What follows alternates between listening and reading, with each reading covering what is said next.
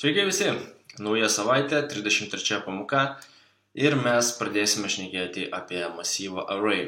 Aš apie jį užsiminiau praeitą penktadienį, taigi nuo šiandienos pradėsim jį kaip ir pritaikyti kažkur ir būtent šiandien aš noriu parodyti, kaip masyvą array panaudoti cikle for.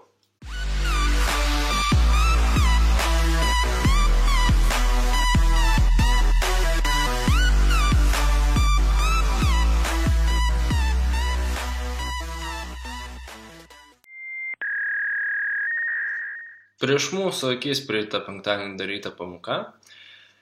Viskas, ką aš noriu dabar padaryti, tiesiog, sakykime, viską palikti kaip yra.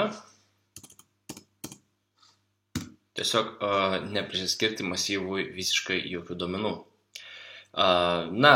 Kodėl neprisiskirti, tuoj pamatysite. Ir iš karto galime pasikurti tada for sąlygą.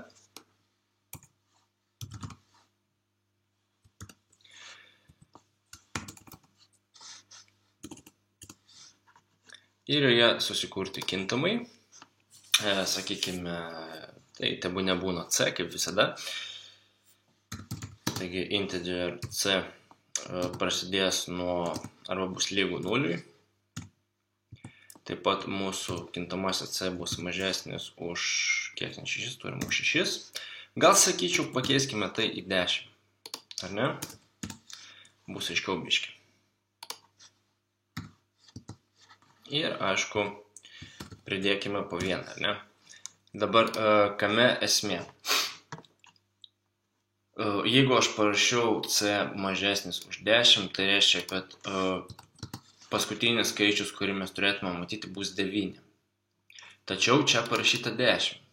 Čia reiškia 10 ir bus. Bet jeigu gerai atsimenat, programavimo kalbos skaičiuoja nuo 0. Tai automatiškai tai paskutinis skaičius turėtų būti 9. 10 skaičius arba 10 elementas bus skaičius 9, nes, 0 yra kaip ir pirmas, o vienetas yra kaip ir antras.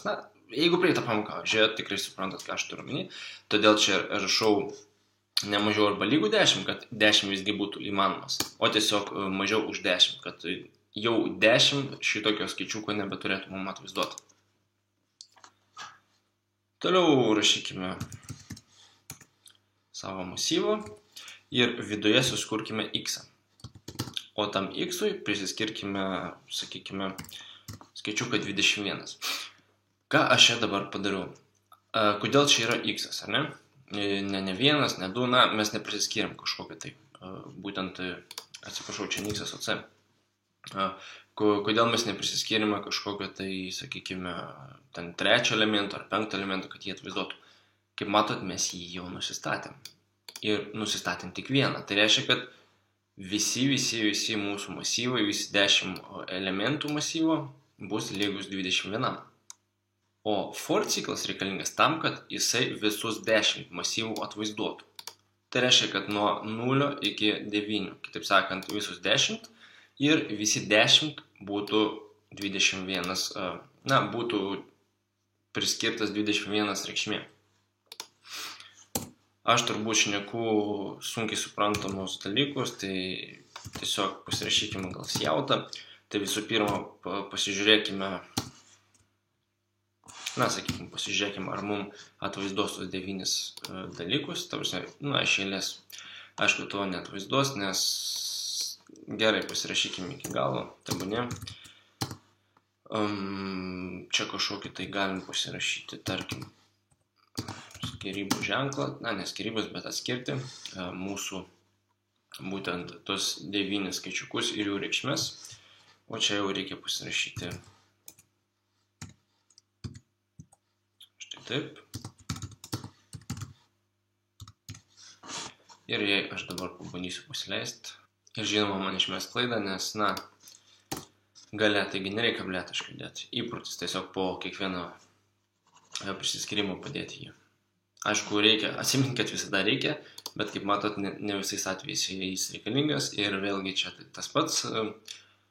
Ir klaidelė tame, kad aš sjautą parašiau už mūsų for ciklo ribų, taigi reikia ištaisyti šitą klaidą. ir įrašyti štai čia. Dabar pagal idėją kaip ir neturėtų būti problemėlių ir daug dievę pamatyti tai, ką mes norim. Ir būtent, kaip matote, nuo 0 iki 9 visi 10 elementų turi reikšmės 21. Būtent tai, ką aš ir parodžiau. Aš jau gyvenu, kaip sakant, šventiniam nuotaikom, taigi toli gražu man iki programavimo matosi, bet visgi reikia padaryti tas pamokas, todėl jeigu bus daug klaidų, prašau labai smarkiai manęs neteisti.